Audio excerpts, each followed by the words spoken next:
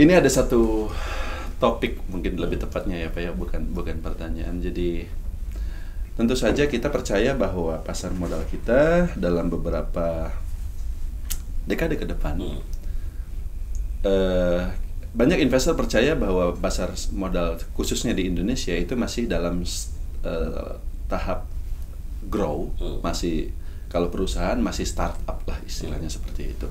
Sehingga terlepas dari dinamika yang terjadi dalam jangka pendek, IHSG turun dan seterusnya, drama ekonomi, drama politik, tapi bagaimana menurut pandangan Pak Jul, pasar modal di Indonesia, ya termasuk tentunya ekonomi Indonesia itu secara keseluruhan, ya let's say pada tahun 2025, 2030 nanti, kurang lebih ada gambaran. Ya udah jelas kan hari ini kita tumbuh dengan 6%. GDP ya? Ya, dengan Law of 72. Apa itu Pak? Law of 72 itu kalau misalnya tingkat pertumbuhan katakanlah 6%, 72 dibagi 6, itu kan kurang lebih berapa tuh? 12. 12. Jadi dalam 12 tahun, angkanya akan lipat 2.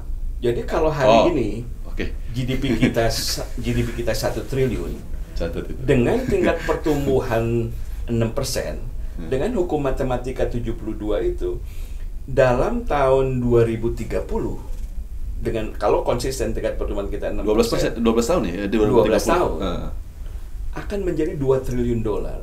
Akan ngelewatin bekas penjajah kita Belanda, mungkin juga Australia, Kanada.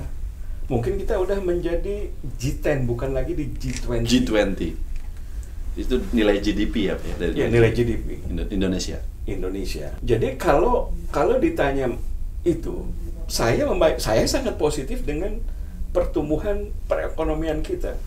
Pertumbuhan perekonomian kita itu kan mencerminkan pertumbuhan perusahaan-perusahaan kita.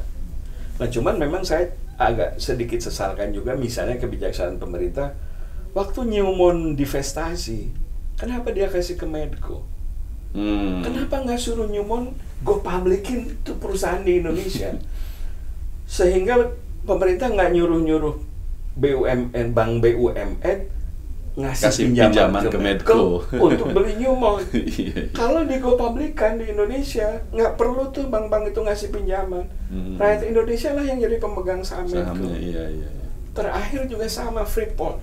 Kenapa suruh si Inalum beli dan mesti cari pinjaman ke sana kemari? Kenapa nggak di-go-publikan di bursa kita? Biarkan apakah itu fund manager atau rakyat kita atau retail investor yang menjadi pemegang saham perusahaan itu. Terbuka semua itu kesempatannya. Ini masih dikasih kesempatan ya kepada perusahaan-perusahaan tertentu, atau kebetulan kalau ini mungkin perusahaan pemerintah. Sebetulnya pemerintah itu tanpa menjadi pemegang saham. Kenapa sih dia harus ngotot menjadi pemegang saham? Kalau perusahaan itu menghasilkan keuntungan, kan pemerintah memungut pajak. Untung juga sebenarnya. Itulah bagian yang harusnya menjadi bagian dari penerimaan negara. Iya. Jadi dia nggak usah repot-repot. Jadi pemegang saham. Karena tanpa menjadi pemegang saham, sumbernya udah jelas. Pajak itu merupakan bagian penerimaan dia. Biarkanlah swasta yang menjadi pemilik perusahaan itu. Sumber dana, katakanlah dana yang digunakan untuk membeli perusahaan ini, dia bisa gunakan untuk yang lain. Tapi mohon maaf, tapi apakah ini salah satu faktor yang bisa membuat pertumbuhan kita ke depannya mungkin tidak sampai 6% yang GDP ini? Atau secara umum kita tetap optimis? Ya, beruntungnya setelah reformasi ini kita udah nggak tergantung lagi apa yang dikerjain sama pemerintah. Oh gitu. Bagus atau enggaknya pemerintah, ya sedikit mempengaruhi. Ya, sedikit mempengaruhi. Karena APBN itu saya mesti cek lagi. Kalau tidak salah hanya represent 20-30% dari GDP produksi nasional kita. Iya, betul Pak, betul. Sekitar 20%. 80% itu adalah swasta. Iya. Sebetulnya makin tidak dia terlibat, pemerintah itu makin bagus. Ya dia ngerjain yang dia bisa aja deh. Biarkanlah swasta yang ini, yang 80% nih. Iya. Karena itu yang tadi saya katakan, beruntunglah Indonesia ini tidak lagi tergantung pada bagaimana pemerintah melakukan tindakan-tindakannya di dalam bidang ekonomi. Iya. Jadi saya masih percaya bahwa tingkat pertumbuhan 5%, 6% itu masih bisa di-maintain. Asal nggak terlalu ngaco aja pemerintahnya, kita masih oke lah. Masih oke lah. Kecuali kalau dia mulai ngaco-ngaco gitu. Dan untuk swastanya ini ya no problem ya Pak ya, kurang lebih. Swasta itu kan kalau diberikan kemudahan, kejelasan, tidak diganggu, kan hitungannya apakah saya mendapat keuntungan atau enggak. Iya, itu aja. Tapi kalau untuk proses itu dia disulitkan, mendapatkan perizinan, diganggu macam-macam, ya mungkin dia kan punya pilihan lain. Indonesia ini kan yang tadi saya bilang GDP-nya cuma 1 triliun dolar.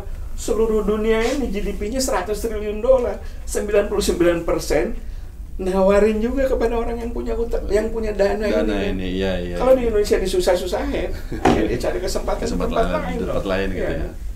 Tapi sejauh ini no problem lah ya. Ya kalau menurut saya sih Indonesia, karena yang tadi saya bilang 80% itu ditentukan oleh swasta dengan tingkat pertumbuhan 6%. Kalau kita bicara Eropa, bicara Amerika, tumbuh 1%, 2% aja udah bagus banget. Kita masih bicara 5%, 6% gitu.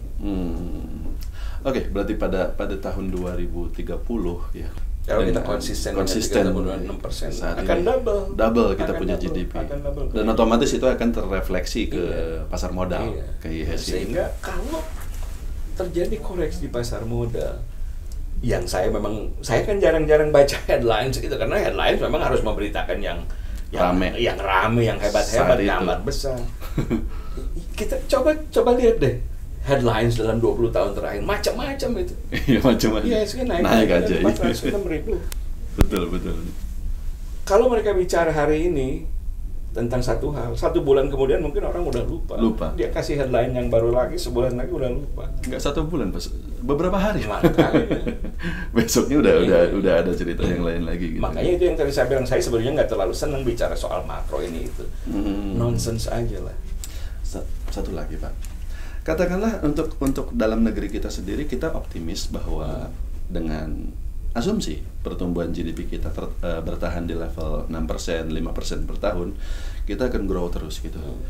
Tapi selama ini ada pengaruh nggak sih dari apa yang terjadi di Amerika, di Eropa terhadap Indonesia? Ya pasti ada pengaruh, karena kan interaksi perdagangan sekarang sangat erat sekali. Dan selain itu, dengan kondisi kita yang masih membutuhkan dana dari luar untuk mendukung pertumbuhan, pasti apa yang terjadi di Amerika, terjadi di Eropa, pasti akan ada pengaruhnya.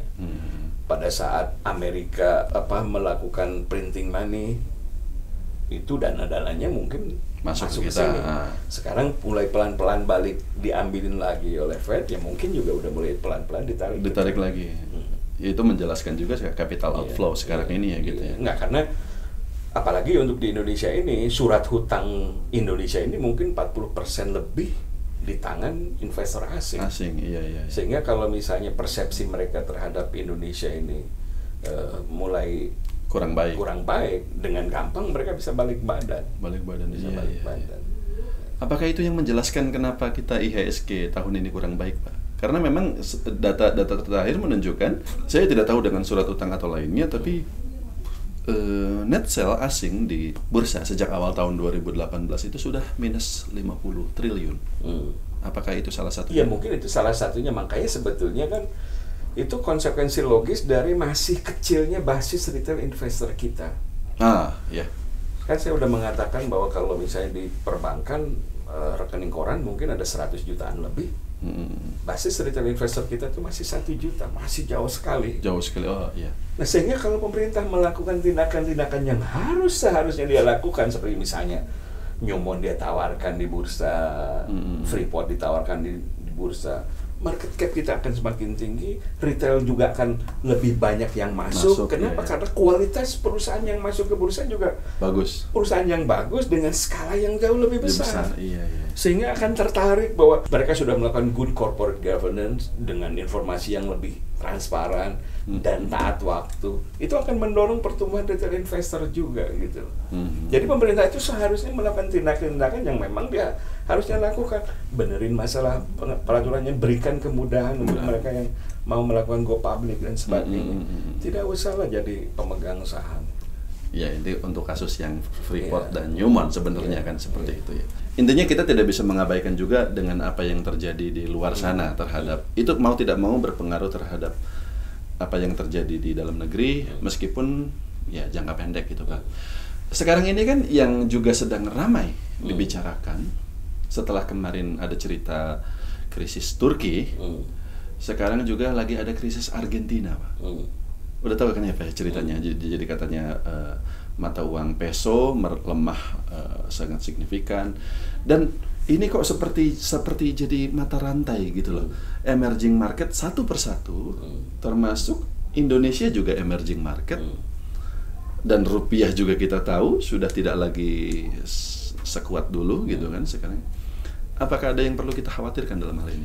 Ya kalau Argentina kan udah berulang kali terjadi seperti itu. Tapi saya tidak bisa menyalahkan pandangan atau persepsi yang sama pada saat orang bicara Argentina, kemudian orang bicara emerging market secara keseluruhan sama. Tapi kalau kita lihat satu persatu kondisinya, itu sangat berbeda sekali. Sangat berbeda sekali. Argentina itu kan IMF baru masuk dengan berapa 58 miliar dolar. Iya. Indonesia ini kan udah kapan kejadian itu? Itu satu.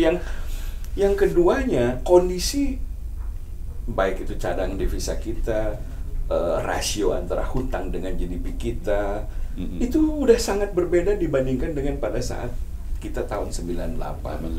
Makanya saya sering mengatakan bahwa kurs rupiah terhadap dolar itu, pertama bahwa memang dolar yang menguat, bukan cuma sama rupiah saja, tapi juga terhadap beberapa mata uang lainnya, khususnya di emerging market. Yang keduanya, kurs rupiah Indonesia ini kalau menurut pandangan saya lebih disebabkan oleh kecilnya likuiditas perdagangan antara dolar dengan rupiah.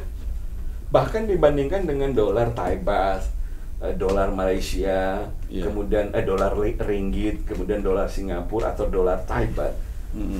Pasar dolar rupiah itu sangat kecil. Sangat kecil.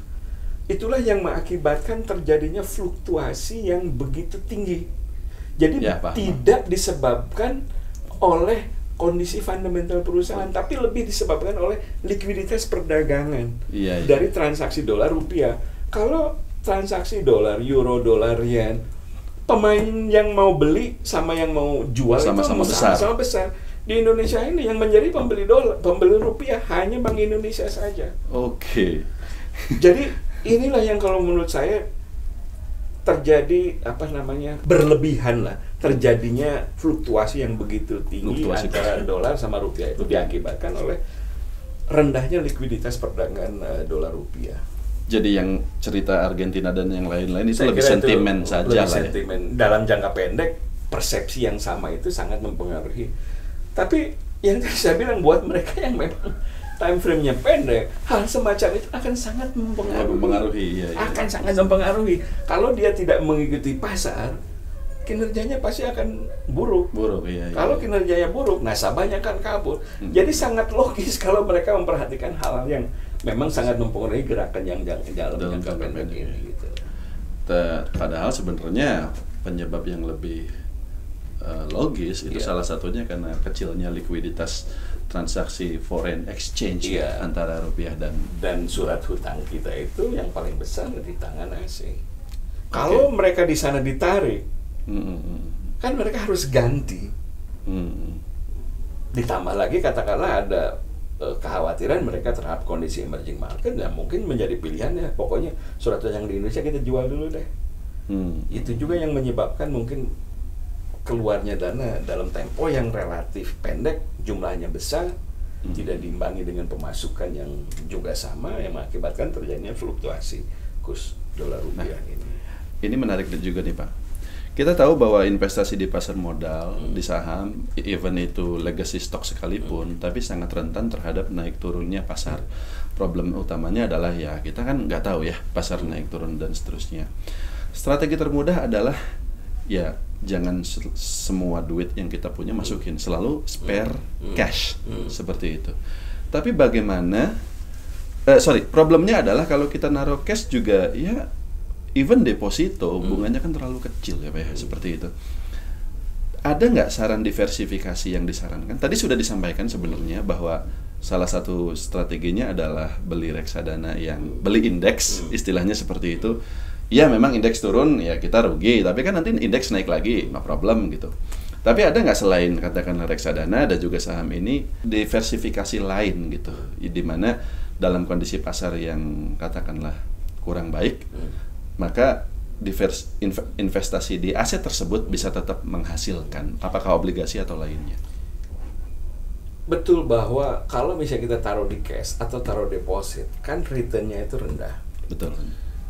Tapi jangan dilihat dari titik pandang ini, dari titik pandang itu saja. Iya, oke.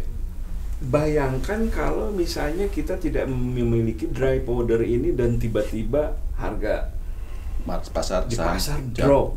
Kita tidak memiliki kesempatan untuk manfaatkan itu.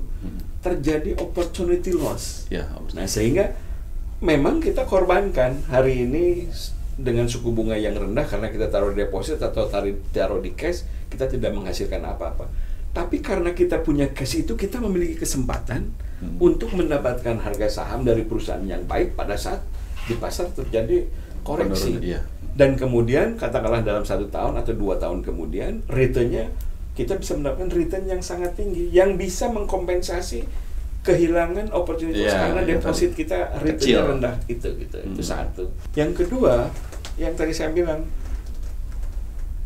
pada saat emerging market drop, lagi-lagi saya nggak bisa menyamakan untuk masing-masing orang. Tapi kurang lebihnya adalah bagaimana kita mencoba mencari alternatif investasi yang pada saat ini lari ke sini masih ada yang ke sana. Mungkin ada sebagian yang sudah bisa mengalokasikan dananya ke saham-saham di luar Indonesia. Yang sekarang itu juga dengan gampang bisa dilakukan. Dengan membuka dengan online brokerage itu dengan gampang juga bisa dilakukan gitu. Ini opsi ya, opsi. Tapi salah satu yang paling mudah adalah cash itu saja, itu tadi saja. Oke, kita bukan loss opportunity. Oke, kita dalam satu waktu memang relatif tidak menghasilkan apa-apa di situ. Tapi kalau kita melihatnya agak jauh, ya nanti uang cash itu bisa dipakai untuk beli saham-saham pada harga terbaik lah. Ada juga orang yang skemanya itu mungkin dia tiap bulan secara berkala dia lakukan investasi. Apapun yang terjadi di pasar gitu.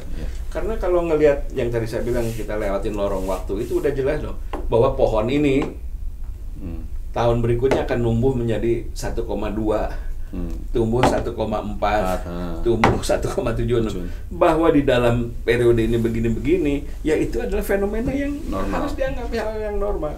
Kita lewatin lorong waktu itu udah pasti kejadiannya kayak begini kok. Kita masuk ke kolam di sana itu udah pasti enak tuh, anget tuh kolamnya.